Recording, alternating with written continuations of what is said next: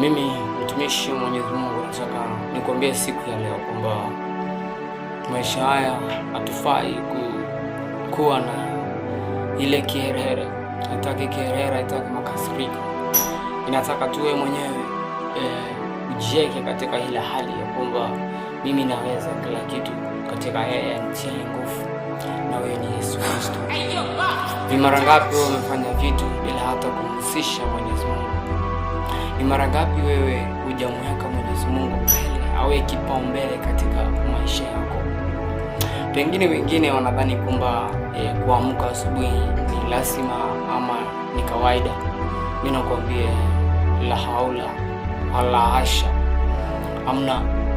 Wewe kuamka asubuhi ni mapenzi yake Mwenyezi Mungu, na pia ni neema yake. Ni kitu ambayo imekuwa ikinikereketa akili na kujiuliza, kwani mimi nilitoka wapi? Na wazazi wangu walitoka wapi? Na wazazi wangu walitoka wapi?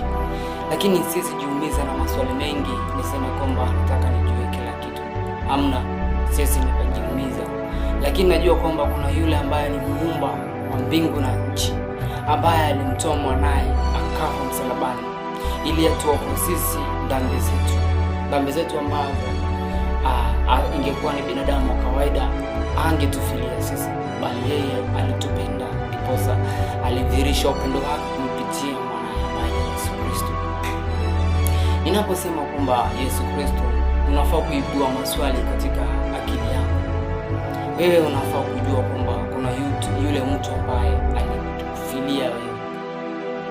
Kitu kingine ni kwamba kwa maisha ambayo tunaishi, tuwe na vitu ambavyo tunafaa kufanya ili kumfurahisha Mwenyezi Mungu, bali sio kuchukiza. Vitu vya kufurahisha Mwenyezi Mungu ni kama hivi. Vitu ambavyo vinaweza kumfurahisha Mwenyezi Mungu, mojawapo ni kumshukuru asubuhi unapoamka. Ambia tu Mwenyezi Mungu asante kwa kunifikisha. Sikuwa najua kwamba nitafika, lakini kwa nguvu zako Mwenyezi Mungu umenifikisha. Hiyo ni ya kwanza tu. Ya pili, soma hata kipengele kimoja katika andiko lake. Soma tu katika Biblia yote. Kuna vitu vingi sana, kuna hadithi nyingi, kuna visa vingi sana katika Biblia. Kumbuka Biblia ipo na maswali na pia na majibu pale pale. Unasoma tu kipengele. Kama kwa mfano unaweza ukasema kwamba furahini katika Bwana siku zote. Tena nasema furahini. Usikuwe mtu ambaye unataka kujiweka katika ile hali ya kusema kwamba mimi nitaelewaje kunukuu ama kuelewa andiko hili haja. Hapana, kuna yule msaidizi ambaye ni Roho Mtakatifu, ambaye Mwenyezi Mungu alitupatia bure.